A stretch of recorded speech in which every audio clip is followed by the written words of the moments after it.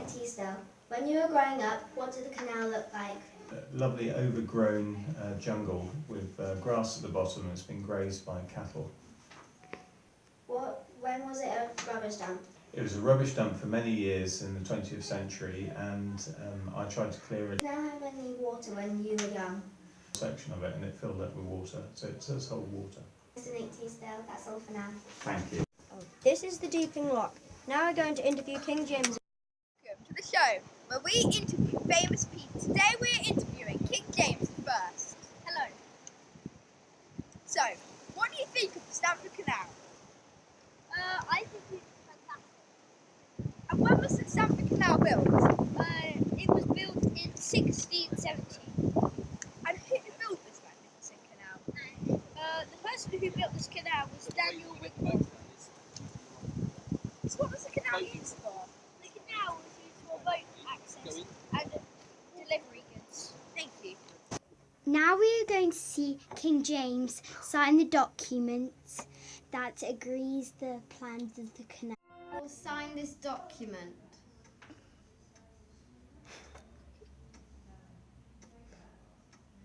This is Molly. She's going to tell us some important facts and places about the Stamford Canal's map. This is a map of the canal. The canal starts here and gradually gets towards our school. Here is the Copthill farm. And it leads to Uffington Park. Now we are going to find some interesting facts about the canal. This is a bridge over the Stamford Canal, which would have been a rubbish tip. Okay, so we're walking here on our way to the sluice gate. There it is now. Nearly there, somewhere. Oh look! I found Edmund! He's going to tell us a bit about it, aren't you? Yes, I am. This sluice gate used to be filled with water coming from the canal and from the river. The canal would flow water through into the gates, which then would be open when the canal was overflowing. The water then would be travelled into the river and the gates would be closed again. This is the Stamford Canal. Well, of course, it isn't in use right now, but what we do know is it's 11 metres wide. The depth of it is around 7 to 10 metres, so it's approximately 18 to 20 metres deep.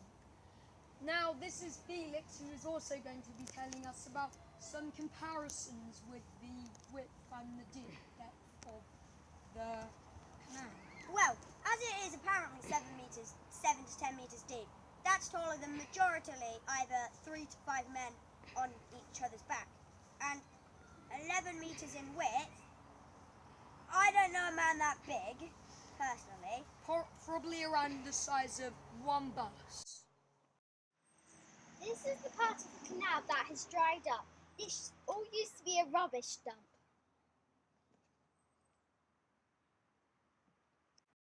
Here I am next to the River Welland. Now this is where the water from the Stamford Canal would go through the sluice gate and the waste elements would go to this way. This is the sort of natural habitat, because they couldn't live in the canal because it's very good, the trees hanging so they get through. And also there'll be boats coming through too. And there would be no entertainment.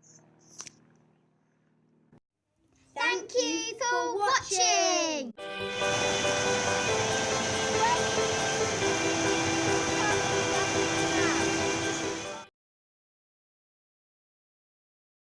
Hello and welcome to Group 2's project on the Stamford Canal.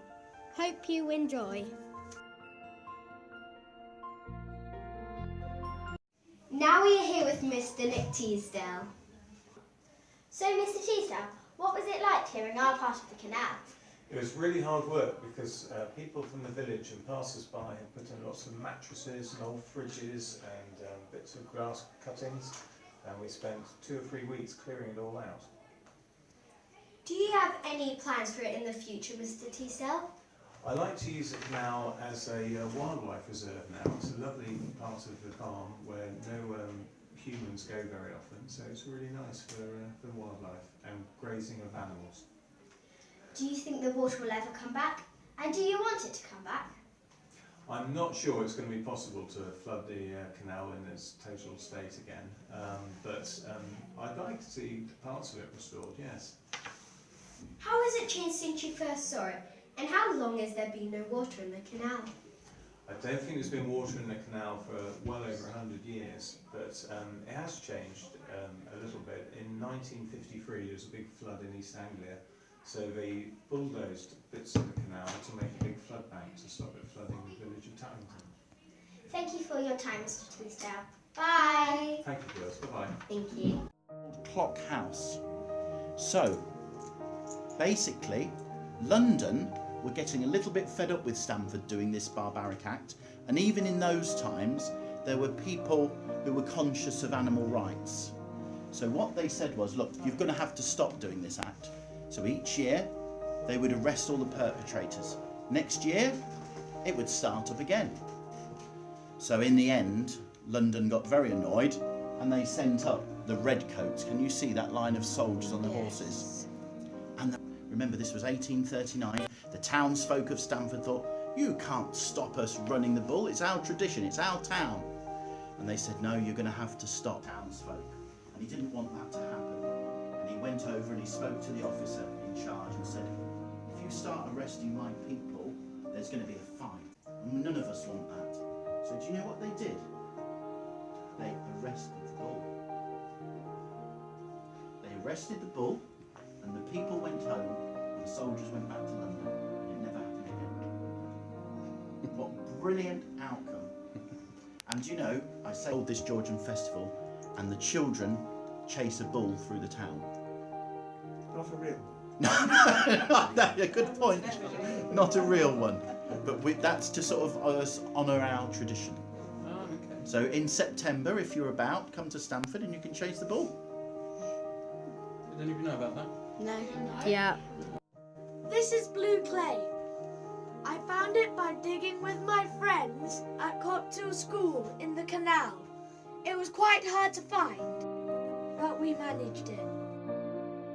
The Stamford Canal is now disused. It opened in 1670, around 100 years before the start of the Industrial Revolution. As well as horses, cows also went up and down the canal. And here are more cows. Here is the royal-mace the kings and queens carried. The Charter of King James I, the 17th of June, 1622. Royal licence for building a new canal from Stamford to Market Deeping to restore the navigation of the River Welland. Another script from the Charter of King James I in 1622.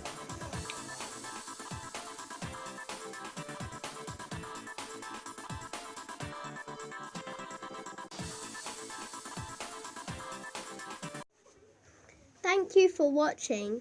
We hope you enjoyed the video and have learnt something new about the Stamford Canal.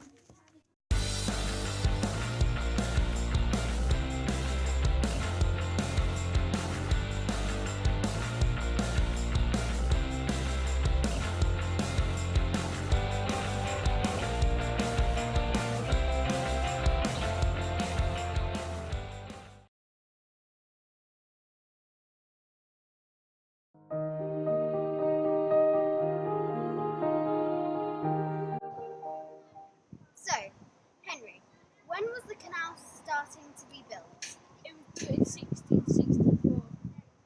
When was the canal finished being built?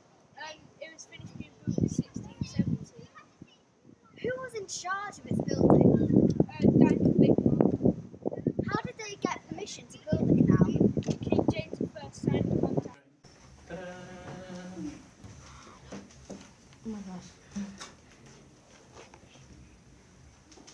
Right guys, this is what we call the Civic regalia. So we keep all our maces, all our finery, sword, victory sword, etc. But what you're wanting to see is the James I Charter. Okay, so this first one here. This is a charter signed by King James I in 1623. Although he did not write up the charter, his signature gave workers the permission to begin work on the canal. The writer wrote the first word in bold for each new day he was writing.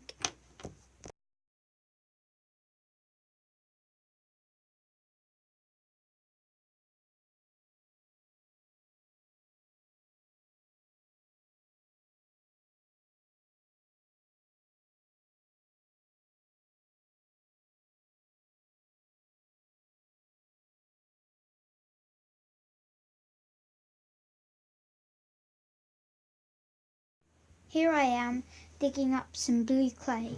Blue clay was used to line up the canal and make it watertight. This is some blue clay, as you can see. This is a map of Copthill Farm where the Stamford Canal runs through.